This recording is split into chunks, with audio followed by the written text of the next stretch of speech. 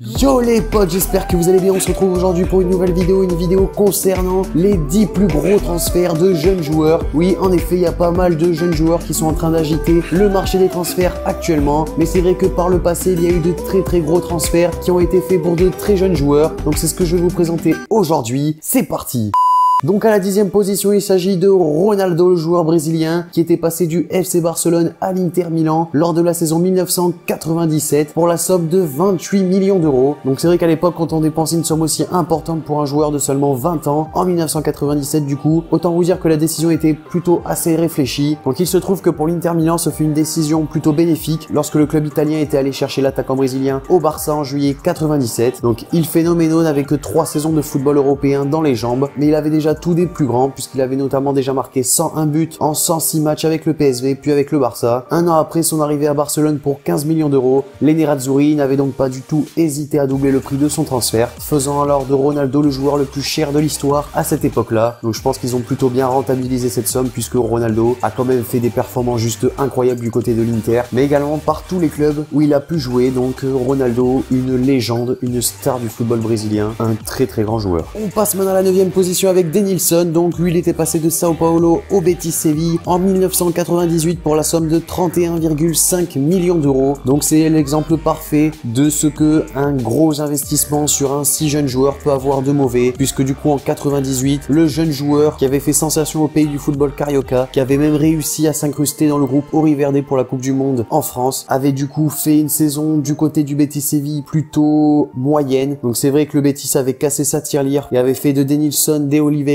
le joueur le plus cher de l'histoire, avec une somme donc de 31,5 millions d'euros dépensés. Donc malgré sa belle carrière internationale, il n'arrivera jamais vraiment à confirmer les espoirs placés en lui en club. Et après cette saison et quelques 200 matchs au Betis Séville pour seulement 33 buts, l'ailier brésilien avait connu une fin de carrière assez délicate puisqu'il avait notamment joué à Bordeaux, en Arabie Saoudite, en MLS, il était reparti au Brésil, il avait ensuite joué en Chine, en Grèce. Bref, Denilson avait peut-être un peu trop explosé rapidement et beaucoup de personnes avaient misé peut-être un peu trop sur lui alors qu'il ne valait peut-être pas autant. Bref, Denilson aura terminé sa carrière dans beaucoup trop de clubs. On poursuit avec Nicolas Anelka qui était passé de Arsenal au Real Madrid en 1999 pour 35 millions d'euros. Donc c'est vrai qu'il avait eu un début de carrière assez agité. Donc Nicolas Anelka avait connu 2 transferts retentissants l'espace de 2 ans. Il avait été lâché par le PSG à Arsenal pour que dalle en 97. Puis Anelka s'était fait un nom chez les Gunners au point d'en attirer l'attention du grand Real Madrid qui n'avait absolument pas hésité à lâcher 35 millions d'euros pour se l'offrir. Une belle plus-value pour les Gunners qui avaient seulement dépensé 750 000 euros pour se l'offrir. Donc le Real Madrid le laissera repartir un an plus tard pour la même somme. Juste le temps pour Anelka de soulever la Ligue des Champions sous le maillot merengue. À la 7e position, il s'agit de Javier Saviola qui était passé de River Plate à Barcelone pour 35,9 millions d'euros. Donc lui, il avait 19 ans au moment du transfert. Donc il avait été lancé dans le grand bain du football à River Plate en 98 et à seulement 16 ans, Javier Saviola planait déjà sur le football argentin. Il avait notamment acquis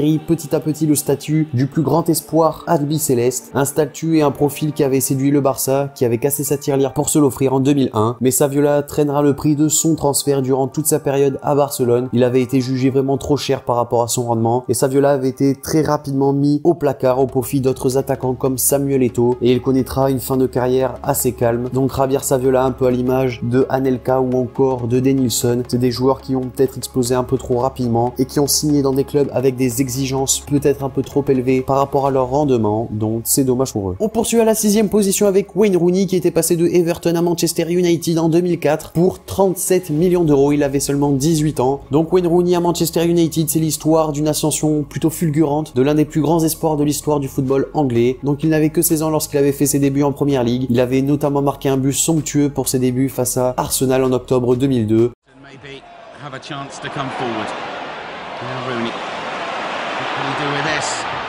Oh, what can he do? Remember this name, Wayne Rooney.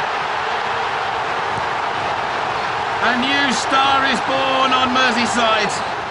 Donc 2 ans plus tard, il devient le jeune joueur le plus cher du monde avec un transfert à hauteur de 37 millions d'euros, donc une somme plutôt bien rentabilisée quand on voit ce que Wayne Rooney est devenu, une légende tout simplement de Manchester United. À la 5e position, il s'agit de Luke Shaw qui était passé de Southampton à Manchester United assez récemment, donc en 2014 pour 37,5 millions d'euros. Donc en 2014, Southampton était sorti d'une plutôt très belle saison avec de très grands joueurs comme Adam Lallana, voire même Lambert, Rodriguez ou encore Schneiderlin, et donc également Luke Shaw, donc le latéral gauche de 18 ans, avait mené l'exode des talents de Southampton à l'été 2014, marquant l'histoire avec un transfert à 37,5 millions d'euros. Donc c'était inédit pour un joueur aussi jeune, même si bon, pour le moment on peut pas vraiment dire que Luke Shaw les ait rentabilisés. Donc c'est vrai que José Mourinho ne s'entend pas vraiment très bien avec Luke Shaw. C'est possible que pour ce marché des transferts là, il quitte Manchester pour signer notamment du côté de Tottenham. J'avais fait une vidéo concernant son possible transfert, je vous la mets en haut à droite pour aller la voir. Donc c'est vrai que Luke Shaw aurait tout intérêt à quitter Manchester s'il veut progresser. On passe à la 4e position avec Lucas Moura qui était passé de Sao Paulo au Paris Saint-Germain en 2012 pour 40 millions d'euros. Donc c'est vrai que le PSG version Qatari dès les premières heures avait créé la surprise à l'été 2012 en annonçant donc le transfert du jeune Lucas Moura en provenance de Sao Paulo. Donc c'est vrai qu'il y avait Manchester United qui était en concurrence sur le dossier. Cependant le Paris Saint-Germain avait vraiment sorti le chéquier pour s'assurer la signature d'un des meilleurs jeunes joueurs brésiliens du moment. Donc c'était Lucas Moura pour 40 millions d'euros, rien que ça. Donc 4 ans plus tard, la hype de Lucas s'est évaporée au même rythme que ses cheveux sont tombés. Il n'a tout simplement jamais réussi à confirmer tout son potentiel et malgré des stats flatteuses cette saison, il est resté un joueur très moyen qui sprint avant de réfléchir. On entre maintenant dans le top 3 avec Vinicius Junior. Donc lui c'est un transfert vraiment très récent. Donc il est passé de Flamengo au Real Madrid pour 45 millions d'euros. Donc c'est vrai que le Real Madrid s'est offert une première recrue lors de ce mercato. Le champion d'Espagne vient d'officialiser le transfert de Vinicius Junior en provenance de Flamengo. Cependant l'attaquant ne rejoindra la capitale espagnole que dans 2 ans car il est immédiatement prêté pour 2 saisons à son club formateur. Donc les dirigeants madrilènes sont tombés d'accord avec Flamengo pour le transfert de l'attaquant de seulement 16 ans. Cet accord doit permettre au Real Madrid de récupérer le jeune joueur une fois que celui-ci aura l'âge légal de traverser l'Atlantique. Donc il est né le 12 juillet 2000 et il aura donc tout juste 19 ans au moment de commencer la saison 2019-2020. Donc la transaction est estimée à environ 45 millions d'euros selon les médias brésiliens et seulement 20 millions d'euros iront dans les caisses de Flamengo, le reste revenant à des tiers parties. Donc c'est vrai que ça paraît quand même être une somme assez incroyable quand on voit juste l'âge du joueur et quand on sait également que on ne connaît pas grand chose sur ce jeune joueur, même si bon je pense que le Real Madrid savent ce qu'ils font. On passe à la 2e position avec Anthony Martial. Donc lui était passé de Monaco à Manchester United en 2015 pour 60 millions d'euros. Donc c'est vrai que c'était au dernier jour du mercato d'été 2015 où Manchester United avait frappé vraiment un gros coup sur la planète foot puisque les Mancuniens avaient lâché 50 millions d'euros pour arracher Anthony Martial à l'AS Monaco où il était arrivé 2 saisons auparavant. Donc un transfert à 50 millions d'euros avec 3 bonus de 10 millions d'euros chacun. Donc un débloqué au 25e but de Martial à Manchester. Donc ça a déjà fait monter la somme à 60 millions d'euros. Un qui sera débloqué à la 25e sélection de Martial en équipe de France. Il en compte actuellement 15 et un si Martial est nominé pour le Ballon d'Or. Donc pour ce qui est de l'équipe de France, on devrait y arriver doucement mais sûrement. Mais pour le Ballon d'Or, c'est pas à ce rythme-là qu'on va y arriver parce que franchement Anthony Martial ne fait pas actuellement des performances très bonnes. Cependant, on peut quand même lui donner le Ballon d'Or des joueurs cheatés de FIFA 17. Puis à la première position, il s'agit de Raheem Sterling qui était passé de Liverpool à Manchester City en 2015 pour 62,5 millions d'euros. Donc on le sait depuis maintenant assez longtemps, les transferts entre les clubs de Première Ligue sont assez déréglés, ils sont juste astronomiques. Donc lorsque le transfert de l'un des plus grands espoirs du football anglais avait eu lieu, forcément ça avait explosé en termes de somme. Donc à l'été 2015, Liverpool avait donc lâché son joyau, sa pépite pour 62,5 millions d'euros et au final ils ont presque gagné au change puisque c'est vrai qu'actuellement Raheem Sterling n'a pas non plus explosé du côté de Manchester City par rapport à vraiment la grosse somme qui a été dépensée par le club de Manchester. Donc voilà pour Raheem Sterling, le joueur qui a fait l'objet d'un des plus gros transferts par rapport à son âge.